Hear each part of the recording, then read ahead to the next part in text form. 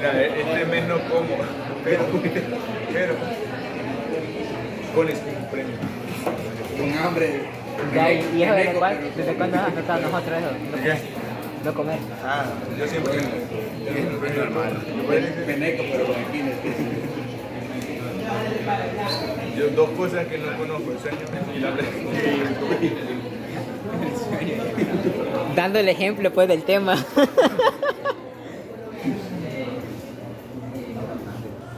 qué no traducen mal a los alumnos de medicina? Porque ahora para comprar el mal, para poner una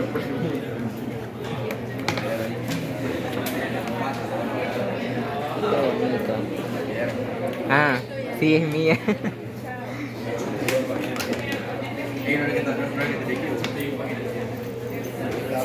¿Quién me hace el favor de grabar? Ah, solo coloquen ahí una botella. Bueno, esta botella. Dime. Sí. Ahí va a estar YouTube. Agarramos. Toma la botella. Espérate, no la agarro bien. Bien, buenos días. Bueno, Vamos a terminar de ver el día de hoy lo de la distribución normal zampala, y vamos a empezar a ver lo de prueba de hipótesis. Bien, nos quedamos en el uso de la curva normal a la inversa, es decir, nos van a dar el área bajo la curva normal, nos van a proporcionar la media poblacional, la desviación estándar y vamos a encontrar el valor de X. Y teníamos esta fórmula en la cual despejamos, esta es la fórmula para la estandarización y de ahí despejamos la X. Nos quedaba de esta forma. Bien. Veamos un ejemplo sobre esto. Dada una distribución normal con media 40 y desviación estándar 6, se nos pide calcular el valor de X, que tiene 45% del área a la izquierda y 14% del área a la derecha.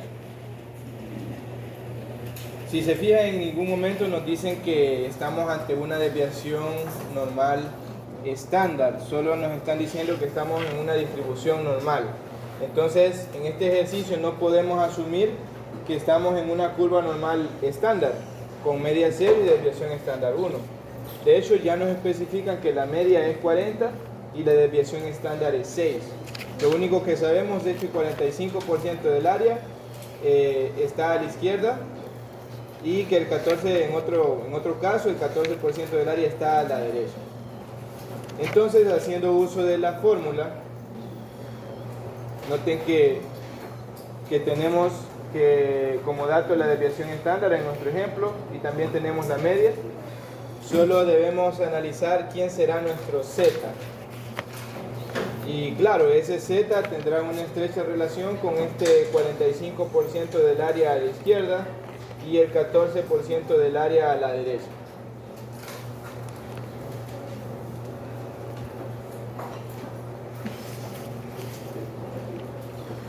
Bien, ya pudimos apreciar en la figura cómo se vería un 45% del área a la izquierda de un valor X deseado. Pero nosotros necesitamos el valor Z. Este valor Z, si recuerdan, lo vamos a encontrar en la tabla. Pero debe ser tal que deje un 0.45, un área de 0.45 a la izquierda. Entonces nos vamos a ubicar en la tabla de la distribución normal.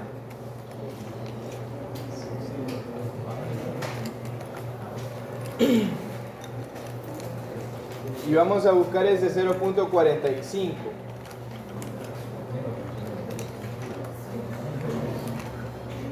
Vamos a buscar ese 0. Aquí tenemos 0.33, 0.44.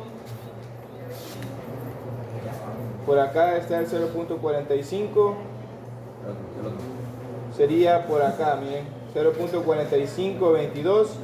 Ya no aproximaría el 2. Aquí aproxima, pues podríamos tomar este. Estaríamos en menos 0.1, menos 0.1 y estamos en punto 0.2 o punto 0.3. Aquí pues yo les dejaría a ustedes a criterio opcional cuál de los dos valores tomar. No podría amarrarlos porque si se fijan, este valor me lo crea menos 0.13 y este me lo crea menos 0.12 y ambos serían válidos porque 0.4522 aproximado es 0.45 y este 0.4483 aproximado, ¿cuánto es? El 8 aproxima al 4, también sería 0.45. Entonces no puedo obligarlo a usted a usar uno o el otro. Este podría ser incluso un criterio de evaluación, que no se parezcan tanto, que la decisión no sea uniforme, que no todos elijan el mismo valor. Algunos puede que tomen el menos 0.2 y otros el menos 0.3. Para nuestro ejemplo, si se fijan, utilizaron el menos 0.13. Entonces sabemos que este menos 0.13 es un valor que me deja un área de 0.45 a la izquierda. Y luego para encontrar el valor de x que se nos solicita, utilizamos la fórmula. Colocamos la desviación estándar, el z que encontramos en la tabla y la media, y el valor que obtenemos es 39.22. Bien, para el segundo literal, queremos que deje un 14% del área a la derecha. Recuerden que la tabla nos da el área a la izquierda.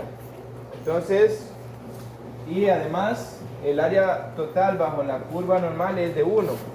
Entonces, si yo quiero el área que está a la izquierda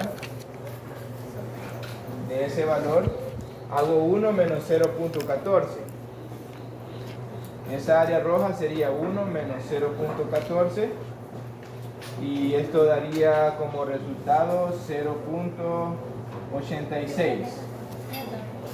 0.86 y este 0.86 lo debo buscar en la tabla. Aquí estábamos en 0.46, debemos continuar y por aquí vamos con 0.85, vean, 0.86. De hecho aquí aparece y podemos tomar este primero que aparece, 0.8621. Podemos tomar ese primero que aparece. Entonces, ¿quién me lo crea? ¿Cuál otro? 0.85. También podemos tomar eso. Bueno, vamos a ver cuál tomaron en el ejemplo para llevarlo. Insisto, pueden tomar cualquiera de los dos. Eso no lo puedo, no nos da ningún criterio.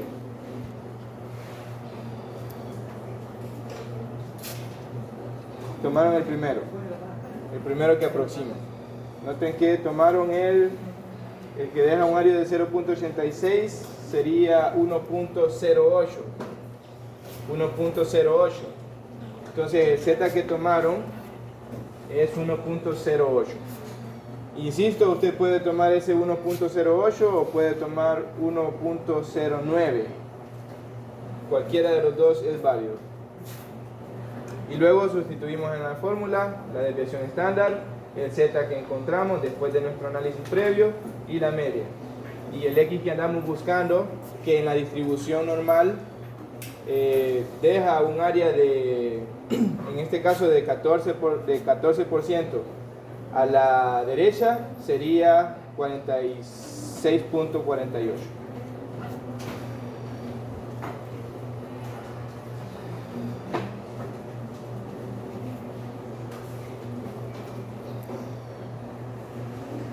Bien, los dejo que no tenemos.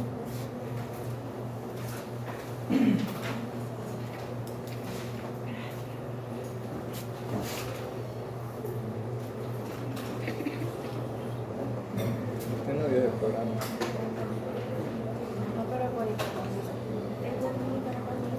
Sí, pero no pueden dar un programa como ahorita.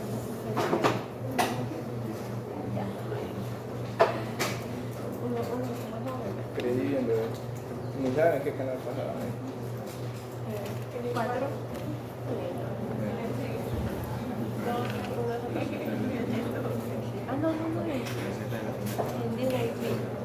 Disney, es de la competencia de Disney. Raquel. Nickelodeon. ¿Verdad? Bien. Similar a este ejercicio, pues encontrarán una serie de ejercicios en los que deberán aplicar la tabla y la estructura que les comentaba en la clase anterior. Los compañeros que no vinieron, la clase anterior dio una estructura para darle solución a estos problemas y quedó establecida que si no es esa estructura, entonces eso incurre en un descuento muy grande a la hora de la revisión, de la calificación. Si recuerdan, era hacer la distribución normal, luego hacer la distribución normal estándar y algunos comentarios a cada una de las distribuciones. A ese fue el acuerdo en el que llegamos la clase anterior. Si usted a la hora de resolver el examen no añade esa explicación, pues el descuento va a ser grande. Es decir, si el ejercicio vale 2 puntos, es probable que el descuento sea de 1 punto, aunque esté bueno, aunque haya llegado a la respuesta. ¿Estamos? Bien, lo digo para que no vaya a haber ninguna inconformidad y no se vayan a confundir a la hora de la revisión, aunque esté bueno, pues si le hace falta la explicación ya quedó establecido que va a tener un descuento. Bien, aquí pueden encontrar una serie de ejercicios relacionados con la distribución normal. Es más de lo mismo, ir haciendo ese análisis cuando el área nos la dejan a la derecha y cuando nos la dan a la izquierda, y ir usando la tabla para encontrar estos valores. Bien.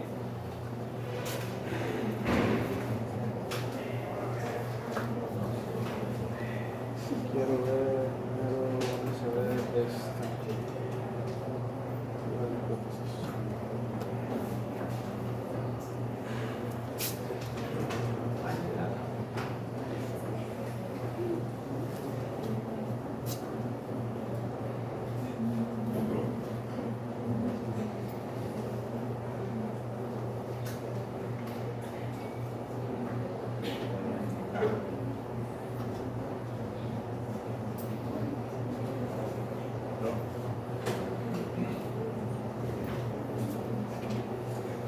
Bien,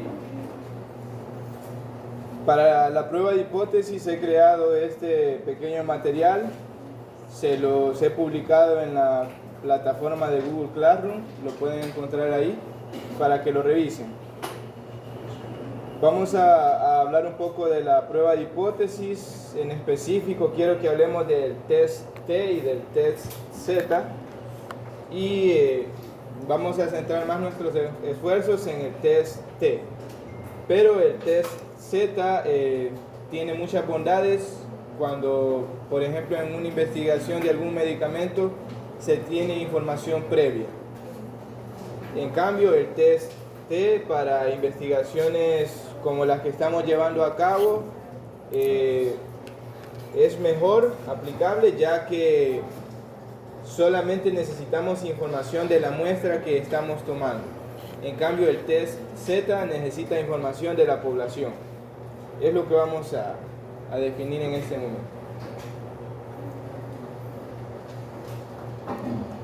Bien, antes de iniciar, hablemos un poco sobre lo que es la prueba de hipótesis.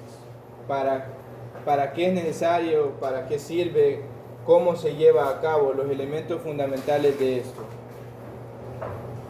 Bien, en sí es un método estadístico que se usa para determinar si una afirmación que nosotros hacemos en nuestro caso, para una pregunta de investigación, es verdadera o falsa.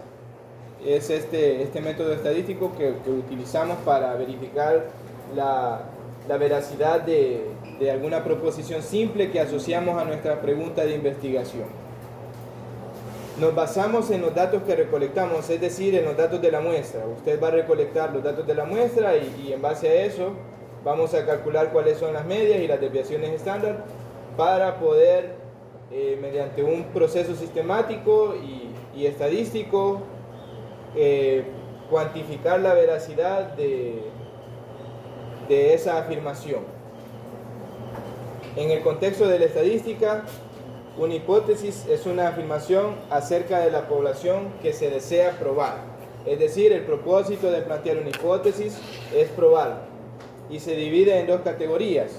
Primero la hipótesis nula y luego la hipótesis alternativa. Vamos a explicar cómo se establece una hipótesis nula. Claro, he notado que algunos compañeros han agregado hipótesis nula y hipótesis alternativa. En este punto no tiene sentido, porque la hipótesis como tal solamente, aquí nos lo dicen, es una afirmación acerca de la población. La hipótesis nula y hipótesis alternativa aparece cuando estamos ya en el proceso de hacer la prueba de hipótesis. Es decir, creamos a partir de la hipótesis que ya planteamos una hipótesis nula y una hipótesis alternativa para llevar a cabo la prueba de hipótesis. ¿A qué quiero llegar? Los compañeros que han añadido hipótesis nula y hipótesis alternativas, en este punto no tiene sentido porque no estamos llevando a cabo una prueba de hipótesis. En este momento lo que tiene sentido es una proposición simple, una afirmación acerca de la población. Luego, cuando ya entremos al proceso de prueba de hipótesis, ahí va a aparecer la hipótesis nula y la hipótesis alternativa. ¿Qué es la hipótesis nula? Normalmente la hipótesis nula establece que no hay efecto o diferencia en la población. Es decir, la hipótesis nula prácticamente la tomamos idéntica a la hipótesis original, a la hipótesis que intentamos probar. Y la hipótesis alternativa afirma lo contrario. En realidad es muy sencillo establecer la hipótesis nula. Usted toma, por ejemplo, un compañero lleva una ahí que dice el uso de dispositivos tecnológicos o electrónicos, un 50% de los estudiantes considera que el uso de dispositivos electrónicos afecta la salud visual. Puede ser una hipótesis.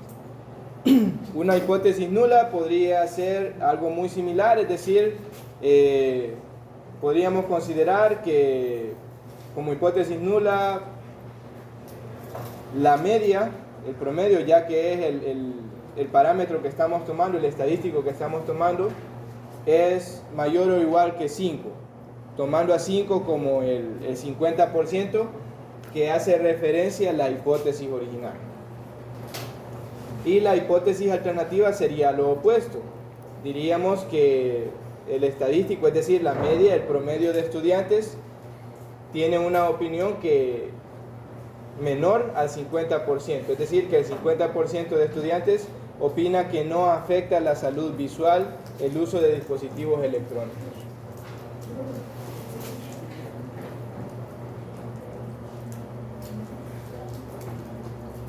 Bien. ¿Cuáles son los elementos clave de las pruebas de hipótesis? Primero, el nivel de significancia. Esto lo vamos a definir en otro material que espero podamos ver el día de hoy. Pero en sí es la probabilidad de cometer un error de tipo 1. Es decir, rechazar incorrectamente la hipótesis nula cuando es verdadera. Suele fijarse de antemano como un 0.05 o 0.01, pero puede variar dependiendo del contexto del estudio. Me menciona que esto es una probabilidad. Desde que me dicen probabilidad, pues algo tiene que ver todo lo que hemos estado estudiando de este tema, y en específico nos vamos a centrar en el estudio de la distribución normal que hemos estado haciendo. Este 0.05 me representa un área bajo la curva normal, y ahí es que entra a colación todo eso que hemos estado viendo de la curva normal. Entonces, el nivel de significancia ya tendrá una estrecha relación con el uso de la curva normal para la prueba de la hipótesis. Bien, el estadístico de prueba normalmente para estas pruebas se utiliza la media. Es una medida que se calcula a partir de los datos muestrales que se utiliza para tomar una decisión acerca de la hipótesis nula. Por ejemplo, en las pruebas T y Z se utiliza el estadístico T y Z respectivamente, pero en esencia es la media muestral de cada una de las variables o de los indicadores que tenemos. Entonces, en esta parte del estadístico de prueba, únicamente vamos a definirlo como la media. La regla de decisión es el criterio que utilizamos para determinar si se rechaza o no la hipótesis nula. Se compara el valor del estadístico de prueba, es decir, el valor que obtuvimos con los datos de nuestra muestra, con un valor crítico específico que depende del nivel de significancia y de los grados de libertad. Es decir, vamos a hacer una pequeña cuenta y ese lo vamos a comparar con el nivel de significancia, y de acuerdo al resultado podremos aceptar o rechazar la hipótesis nula. Los errores de tipo 1 y de tipo 2. Es necesario saber los tipos de errores que podemos cometer en la prueba de hipótesis, y el de tipo 1 surge cuando se rechaza la hipótesis nula, pero en realidad es verdadera, mientras que el de tipo 2 es cuando se acepta la hipótesis nula, pero en realidad es falsa. Entonces debemos tener cuidado de no incurrir en este error. ¿Qué nos va a ayudar a no incurrir en este tipo de errores? Pues el nivel de significancia que tomemos. Es probable que en algunos casos nos funcione el nivel de significancia de 0.05 y en otros casos el nivel de significancia de 0.05 sea demasiado grande y debamos tomar el de 0.01.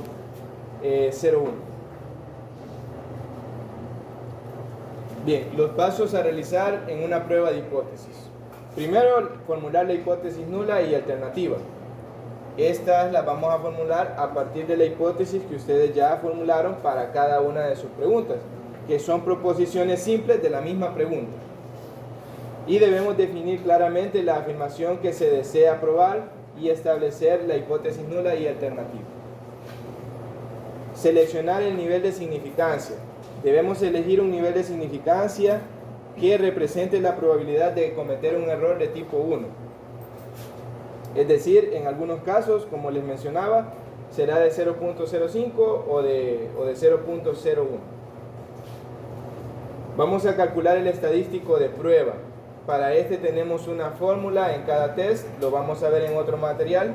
Es una fórmula realmente sencilla, el cual utiliza la desviación estándar, la cantidad de la muestra, la cantidad de datos de la muestra y la media que establecemos en la hipótesis, y eso sería más que todo los datos que vamos a utilizar, y en una fórmula verdaderamente sencilla. Y de hecho llegarán a notar que se parece mucho a la fórmula para la estandarización de la distribución normal, por lo cual el dato que encontremos aquí en este estadístico de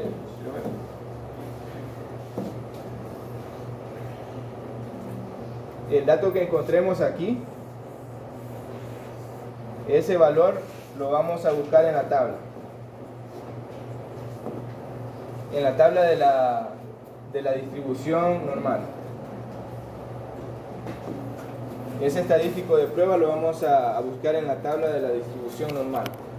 Una vez que lo encontremos, lo vamos a comparar con el nivel de significancia, que es la regla de decisión. Aquí vamos a comparar con el 0.05 o el 0.01, dependiendo cuál tomemos. Y luego, claro, estas son cantidades enteras, reales, y la relación de orden sería el mayor o igual.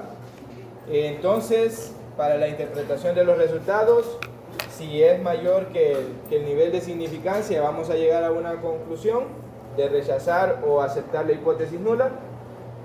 Y lo mismo si es menor que el nivel de significancia.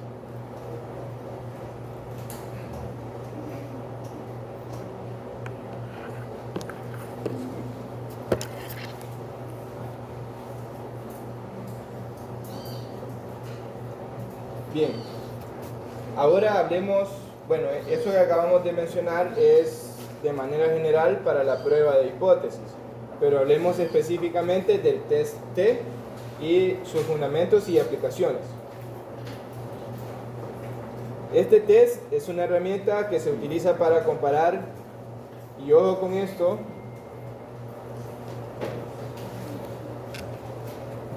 las medias. Este es el estadístico para este tipo de test, por eso es el que se ha elegido para estas investigaciones, de dos grupos diferentes o de un solo grupo, no necesariamente de dos grupos diferentes, puede ser de dos grupos. Con esos tests podemos hacer comparaciones incluso entre dos grupos o únicamente un grupo en específico. Y podemos determinar, si es para dos grupos, si existen diferencias significativas entre ellos. Se basa en el cálculo de la suma de las desviaciones de cada observación con respecto a la media muestral, tomando en consideración el tamaño de la muestra y la variabilidad de los datos. Aquí hay algo interesante también, y es la referencia a la media muestral. Y ese es el motivo principal por el cual para sus investigaciones harán uso de un test T para hacer la prueba de hipótesis, porque usted no tiene la media. Por ejemplo, el tema del uso de redes sociales. Aquí no tenemos información general de la población, de los estudiantes de primer año de medicina. No poseemos información sobre, por ejemplo, el promedio de uso de redes sociales. ¿O lo conocen cuál es el promedio de uso de todos los estudiantes de primer año de medicina? No lo conocemos en específico. Tendría que preguntarle a todos los estudiantes de primer año de medicina cuánto tiempo usa redes sociales. No tiene ese dato. Entonces, lo que sí va a obtener con el instrumento de recolección de datos, ese dato sí lo va a obtener con el instrumento. Con el instrumento vamos a obtener ese dato. Y a ese le vamos a calcular el promedio. Y ese sería el estadístico. Bien.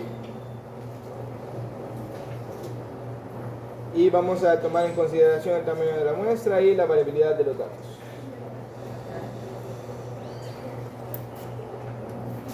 ¿Cuáles son los fundamentos de ese test? Se fundamenta en la distribución T de Student, la cual se utiliza para aproximar la distribución de la media muestral cuando la desviación estándar de la población es desconocida. Otro dato muy importante, aquí vemos que la desviación estándar de la población es desconocida. Esto es algo muy fuerte, es otra cuestión que nos ayuda a diferenciar cuándo utilizar el test T. En este caso, pues, de la población no tendríamos ningún dato.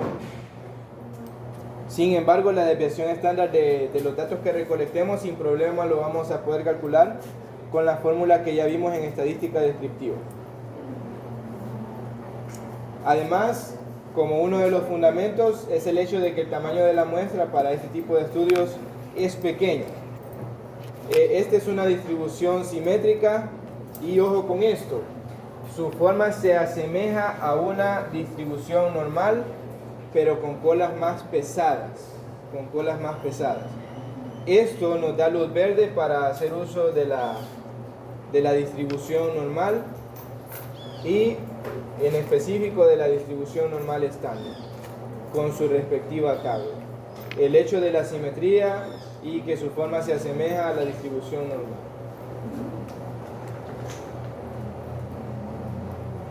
Bien, tipos de test T. Existen diferentes tipos de test. como el test de una muestra, como les mencionaba, el test de dos muestras independientes y el test de dos muestras relacionadas, como es la explicación que aparecía previamente.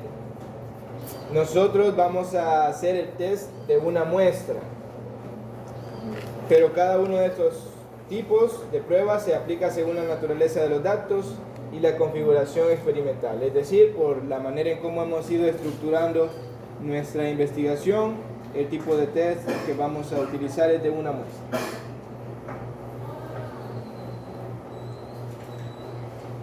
Bien, este test tiene bondades en el campo de la medicina, la psicología, la economía y la ingeniería, entre otros. Esto quiere decir de que nos valida la utilización de este test en nuestra investigación, y de aquí en adelante en los cursos de comunitaria que ustedes van a estar llevando, que es donde hacen investigación, pues quedan validados para utilizar este tipo de test y todo lo que vamos a ver en estas próximas semanas del ciclo. Los resultados que obtenemos con el test nos validan a hacer publicaciones. Ya tenemos una justificación matemática que respalda nuestros resultados, y esto es muy fuerte. Esto respalda una prueba de hipótesis, respalda tanto la estadística descriptiva como todo el marco teórico que usted ha recolectado y todos los comentarios que usted ha hecho en su investigación. Bien, entonces creo que, habiendo mencionado esto, la importancia de hacer una prueba de hipótesis en una investigación de cualquier tipo de estudio, pues es muy relevante y hasta cierto punto indispensable para un trabajo de grado como el de ustedes. Bien, consideraciones que debemos tener al aplicar este test. Es importante considerar los aspectos como la validez de las suposiciones subyacentes, la selección adecuada del tipo de prueba T, la interpretación de los resultados obtenidos y la comunicación apropiada de las conclusiones derivadas del análisis estadístico. En esta parte de la selección adecuada del tipo de prueba T, quizás se pregunten cómo es que todos vamos a usar el mismo tipo de prueba T. Yo he ido orientando cada grupo para que este sea un ejemplo representativo de una sola muestra. Entonces, la guía ha ido enfocada desde el inicio de la investigación. Por lo tanto, yo recomiendo que en investigaciones futuras no pierda de vista, para empezar, cuántas muestras va a llevar. Por ejemplo, aquí pudimos, en todas las investigaciones, pudimos encuestar o entrevistar a docentes, por ejemplo, o administrativos en general. No lo hicimos. No lo hicimos para que solo hubiera una muestra. Entonces, en alguna investigación más adelante, puede que ustedes necesiten involucrar más de 2 muestras, pero quizás lo puedan evitar. Quizás puedan enfocarse en algo más específico y evitar llevar más de una muestra. Y claro, este ejemplo de investigación que han hecho, pues les serviría aún más.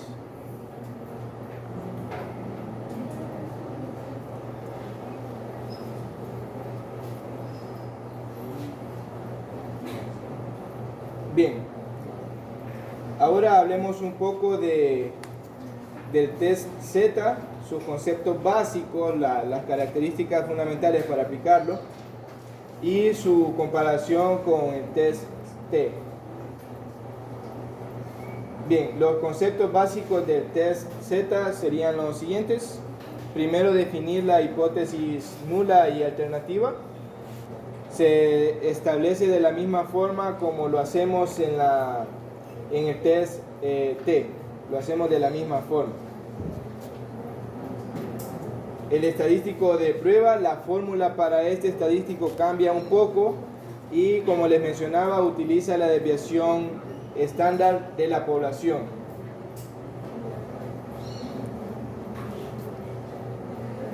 hace uso de la desviación estándar poblacional y del tamaño de la muestra. Entonces esta vendría a ser una de las principales diferencias con el test T, y es el uso de la desviación estándar poblacional.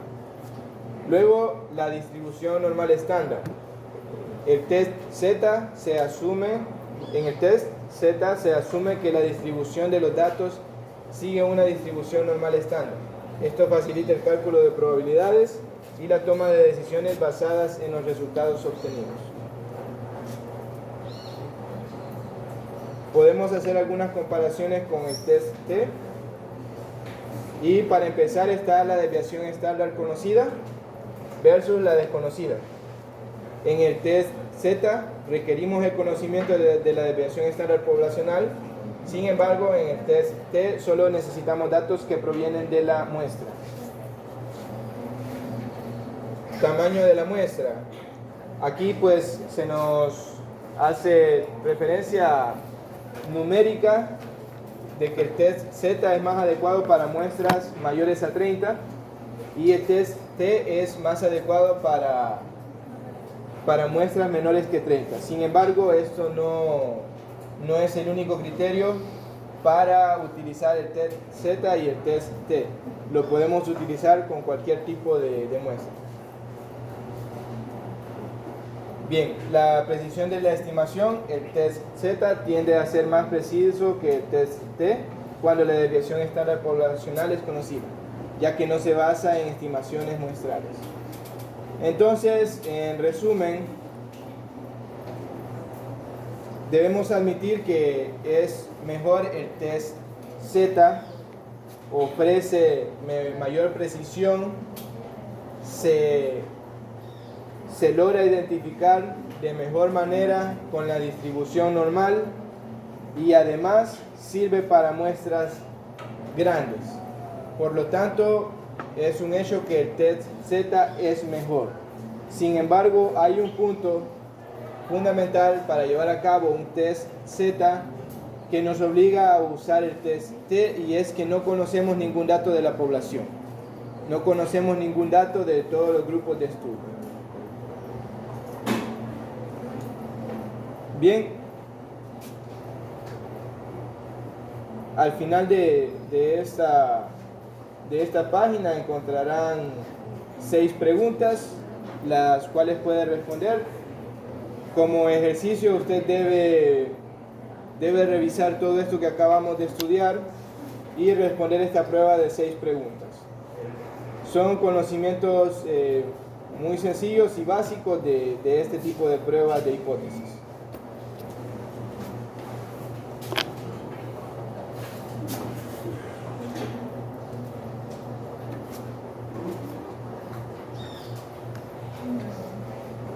Bien,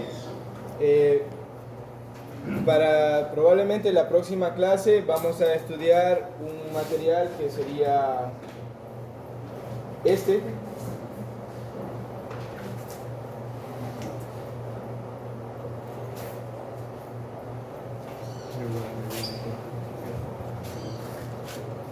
Vamos a estudiar este material en el cual vamos a ver ya las fórmulas.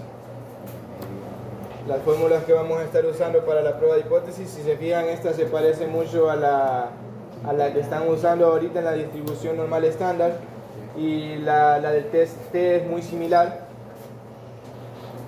Entonces, para la próxima clase vamos a ir viendo esto. Pueden notar que aquí tenemos la tablita que hemos estado utilizando.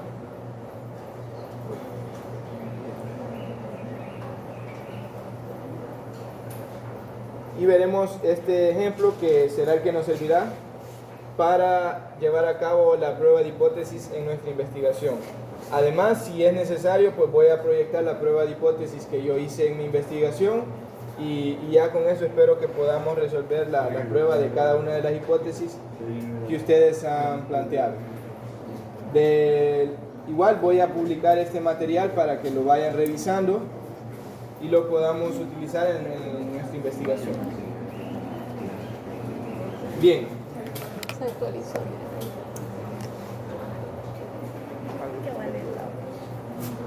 Pero no me gusta esto.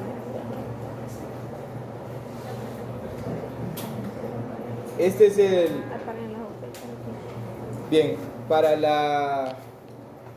la recolección de datos, ya estamos en este punto. Necesitamos hacer la recolección de datos esta semana. Y esos datos deben estar en Excel probablemente a principios de la próxima semana. Necesitamos esos datos ya. Entonces voy a compartir este formato para no perder tiempo con esto. Yo ya había mencionado que este trabajo de grado fue para... bueno, el estudio fue en la Universidad Gerardo Barrios, por lo tanto tiene los logos respectivos de la institución. Usted debe reemplazar esto. El formato es este, pero lo que me interesa es cómo formular estas preguntas. Necesito que seamos capaces de formular preguntas que nos ayuden a alcanzar los objetivos, a responderlo a las preguntas de investigación y a hacer la prueba de hipótesis. Son tres cosas en simultáneo que nos deben dar y brindar estas preguntas. Por lo tanto, no las vamos a crear antojadizamente. No podemos hacer eso. Entonces, para este fin, a cada indicador le vamos a asignar por lo menos una pregunta. Por lo menos una pregunta. ¿Qué quiere decir esto? Que es probable que para un indicador necesitemos hacer más de una o crear más de una pregunta para alcanzar los objetivos y responder las preguntas de investigación. No sé si alguien me ayuda con un tema y un indicador, una variable y un indicador. Necesito tema, variable y indicador. ¿Alguien que lo tenga? La incidencia de infecciones respiratorias en la primera variable es el rendimiento académico de los estudiantes de primer año de la carrera de medicina y uno de los indicadores sería la ausencia de clases.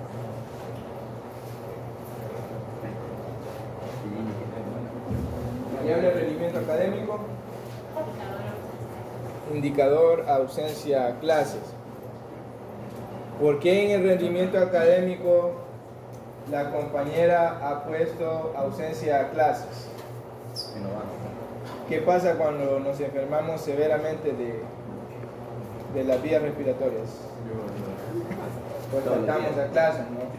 Entonces el indicador de faltar a clase no va específicamente en el rendimiento académico, va enfocado a que es una causa de la infección respiratoria que puede o no estar sufriendo. Entonces ahora, ¿cómo formulamos una pregunta para faltar a la ausencia a clases en la variable rendimiento académico del tema prevalencia o incidencia de las infecciones respiratorias? Incidencia de las infecciones respiratorias en el rendimiento académico. Una pregunta que nos brinde información de esto. No sé si esto me deje redactar acá.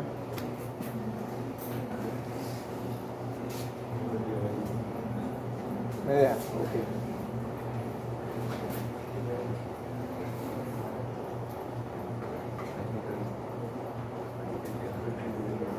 ¿Considera usted que la falta de clases por la infección de las vías respiratorias eso afecta al rendimiento académico? Ajá. Tema de investigación, incidencia de infecciones respiratorias en el rendimiento académico. Variable, rendimiento académico. Indicador, ausencia a clases. ¿Cómo formulamos una pregunta que nos brinde información para nuestro tema? Podría preguntar, ¿ha faltado a clases debido a infecciones respiratorias? Podría ser una.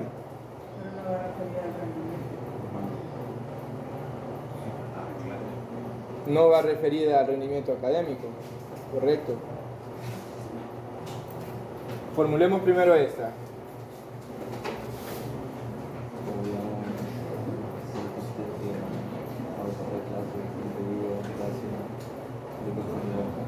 Infecciones respiratorias. ha faltado debido a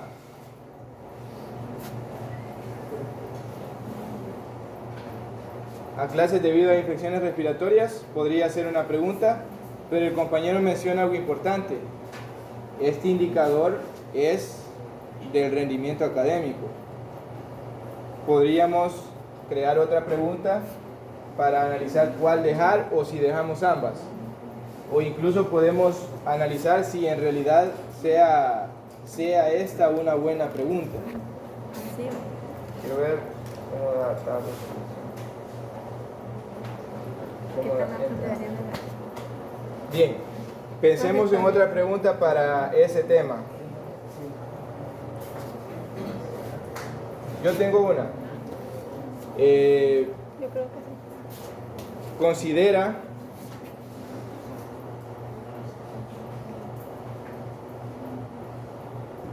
que la ausencia a clases debido... ¿Cómo cae ahí? A clases debido a infecciones respiratorias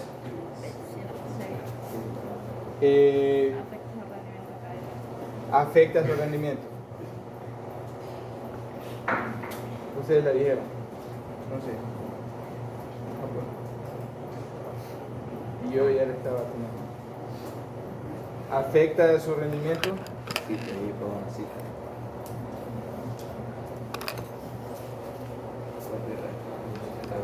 Bien, otra pregunta que podríamos considerar para ese indicador. Ya van dos preguntas para el mismo indicador. ¿Considera que la ausencia a clases debido a infecciones respiratorias afecta su rendimiento académico? Y luego debe elegir qué tipo de respuesta quiere tener.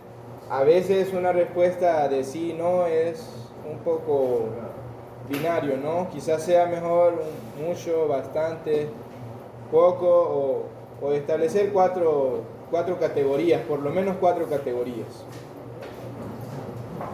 Entonces tenemos dos preguntas para un mismo indicador. El criterio para elegir cuál de las dos dejar es la que nos ayude más a alcanzar los objetivos y las... ¿Cuáles son los objetivos que usted lleva? Y de paso las preguntas, ahí sería relevante a las preguntas.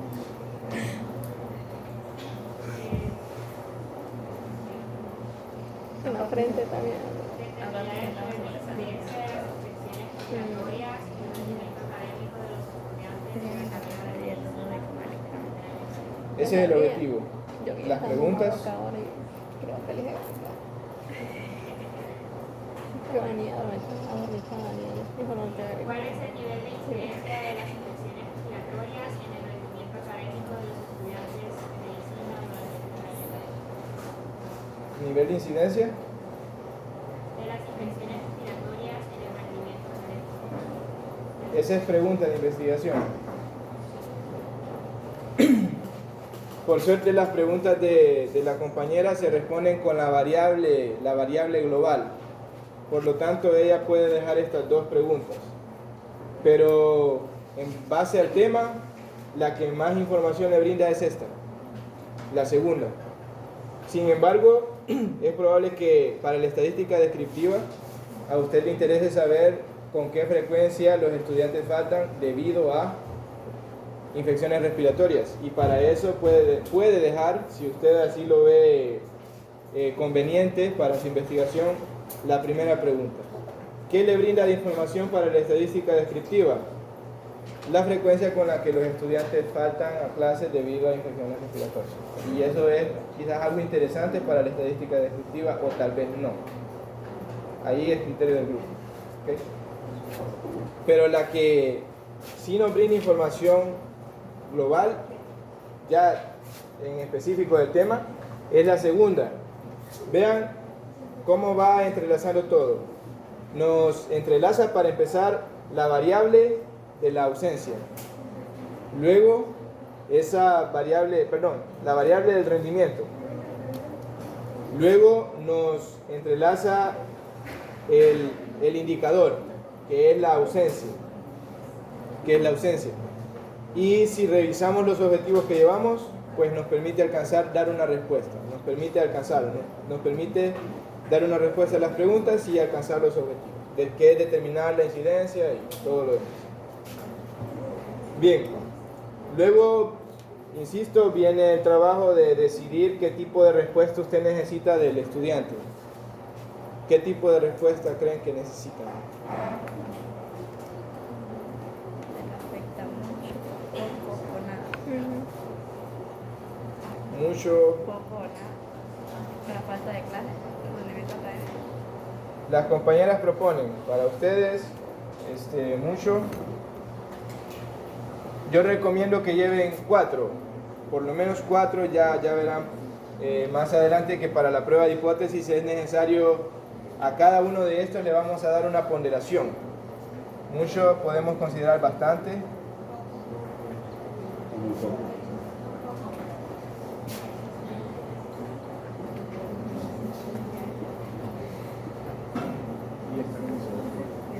Bueno,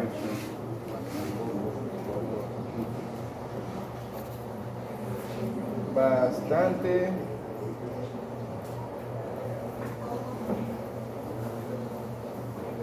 Poco o nada.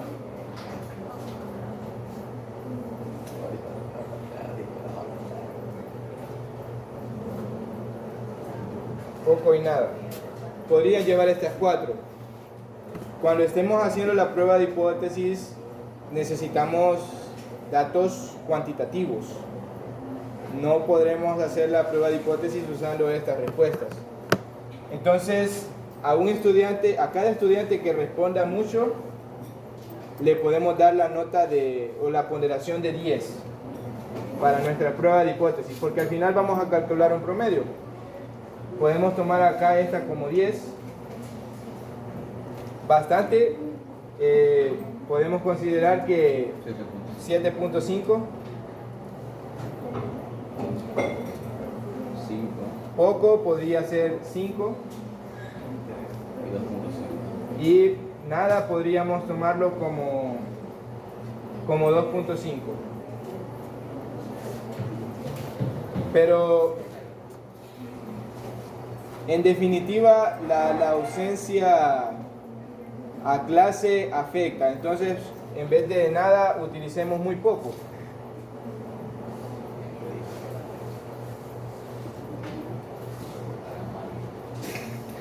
Muy poco.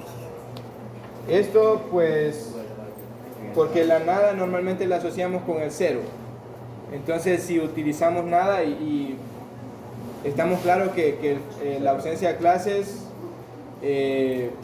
definitivamente afecta. Entonces podemos dejar aquí un 2.5.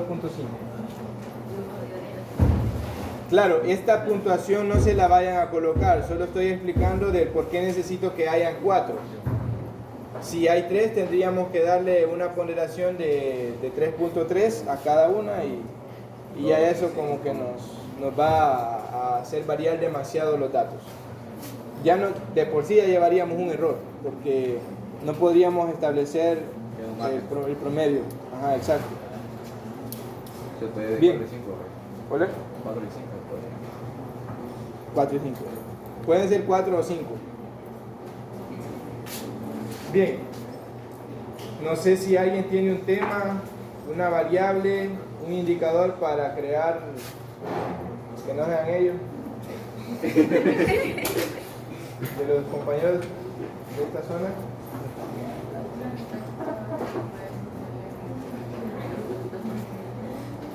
¿Cómo?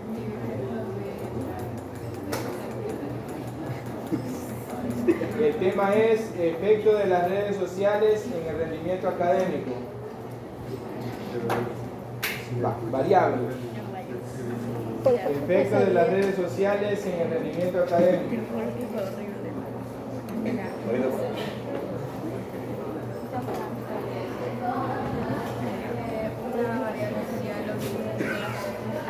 De hecho voy a anotarlo en la pizarra.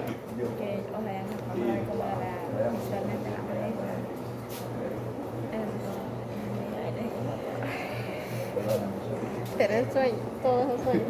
No, es que yo no me lo preguntaba aquí. Yo creo que a eso se debe mi sueño, porque me quedé estudiando con eso. Sí, sí. Entonces me quedé dormida. Ay, por eso creo que con eso. Entonces, El chisme me despierta, ya no tengo sueño ahorita. y yo me fui a lavar la cara, pero me estaba quedando dormida.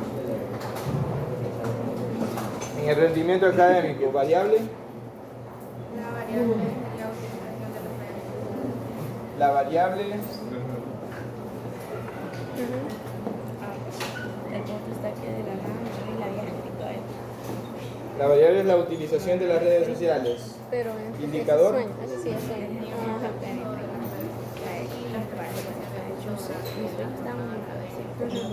¿Cómo, cómo?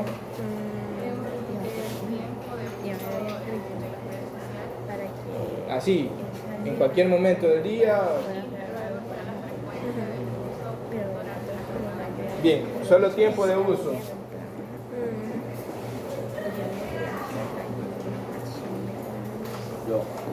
Vean, todos van a llevar esta misma estructura. Entonces el proceso es el mismo para todos los equipos. Nos ubicamos en la variable que es la utilización, el indicador, pues el tiempo de uso. Ahora analicemos las preguntas para poder formular bien la del instrumento. ¿Cuáles son las preguntas de investigación que lleva? Aquí sale el chambre. No me queda.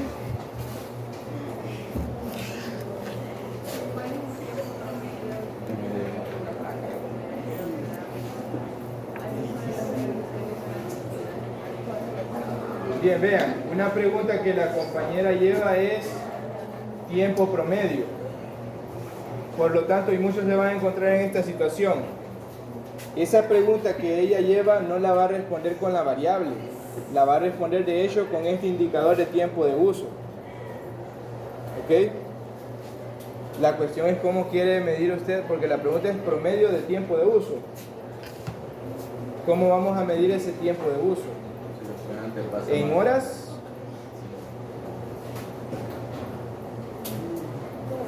Más de 2 horas, más de 4 horas, 6 horas. Pero tiempo de uso, haga la pregunta de nuevo.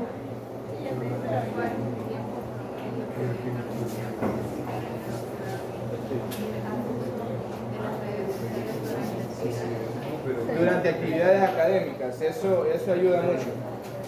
Váyase con porcentaje. 50%, 25%, 50%, 75%. Vamos a ver, la pregunta. La pregunta de investigación es ¿cuál es el tiempo promedio que los estudiantes de medicina usan redes sociales durante actividades académicas? Durante actividades académicas. Como nos hace referencia a tiempo promedio, podemos irnos de una vez a la utilización de porcentajes. Entonces, para este indicador de tiempo de uso, lo vamos a utilizar para responder la pregunta de investigación a la cual vamos a asociar una hipótesis. Eso sería interesante. ¿Cuál es la hipótesis que lleva para eso?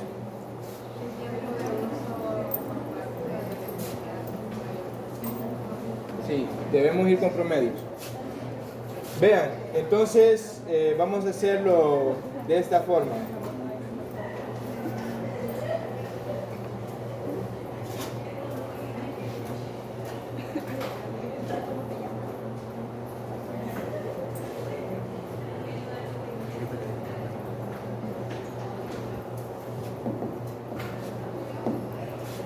Bien, durante actividades académicas,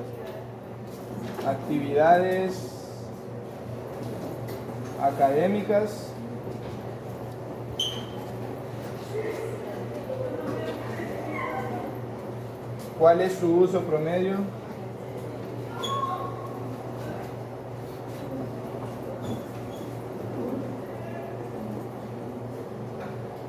De redes sociales. Esta podría ser la pregunta. Durante actividades académicas, ¿cuál es su uso promedio de redes sociales?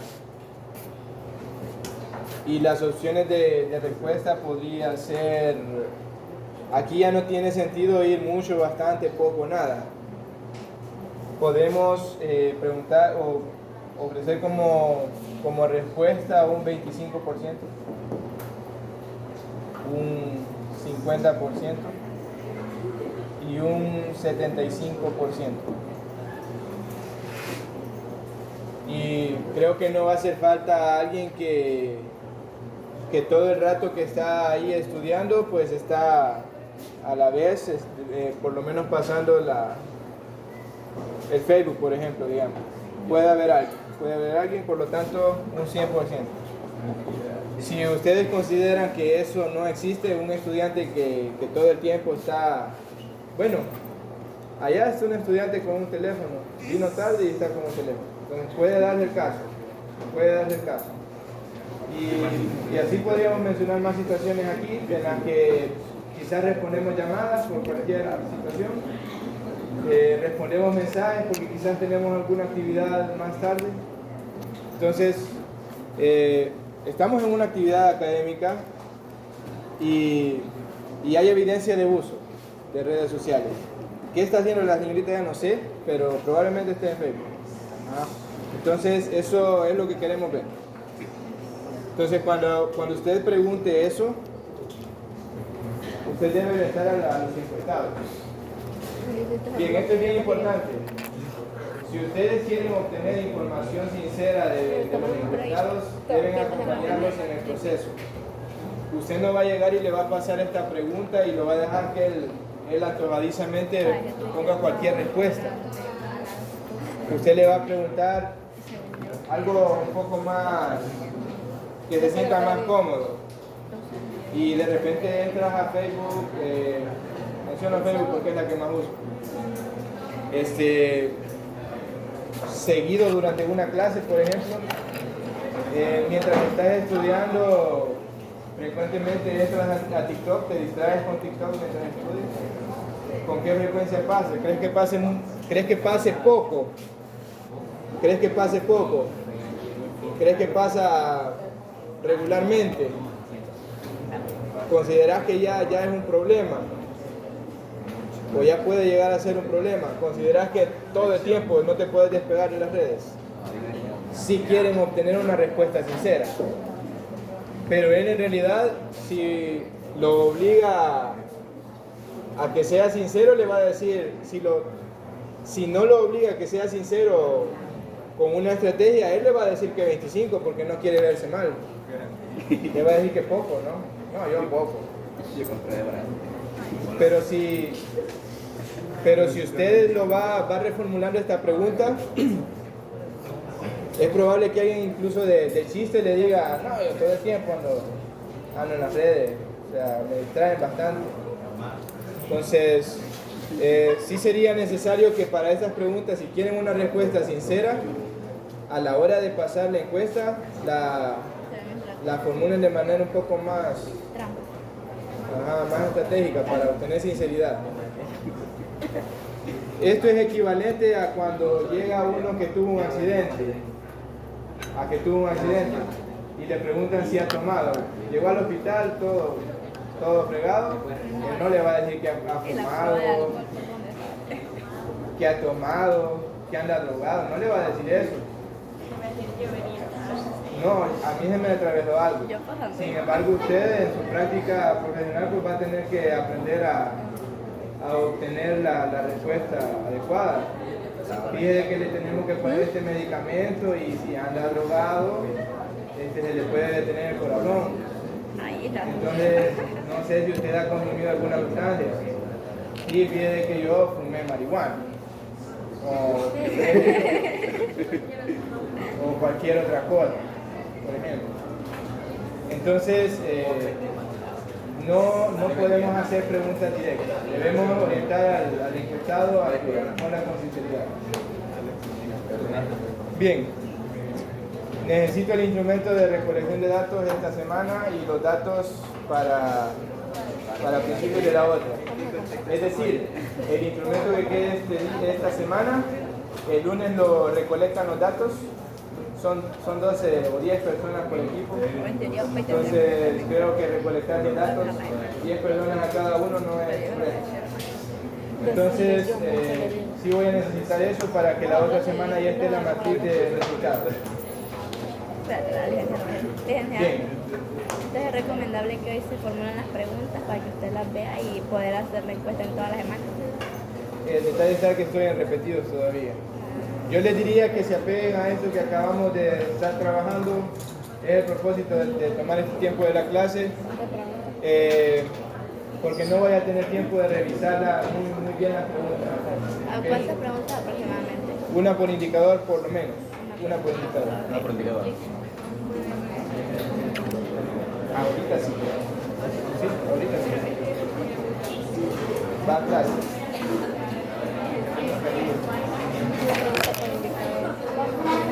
Una por indicador. Ya, por lo ¿verdad? menos. Puede ser más. Puede asociar más de una a cada indicador. Me deben un helado, ahora sí que voy a ir. Aquí te doy una hora. Escribe que no me tenía fe, pensaba que de 7 para abajo me vas a caer. Comunitaria. Lleguen del auditorio. Ahí voy a estar conversando. Dale pues Ángel, una despedida pues. Despídense papus. Jimmy. Despedida pues para el video. Dios bendice, es el único año que me van a ver aquí en medicina. Unas palabras. Yo apoyo a la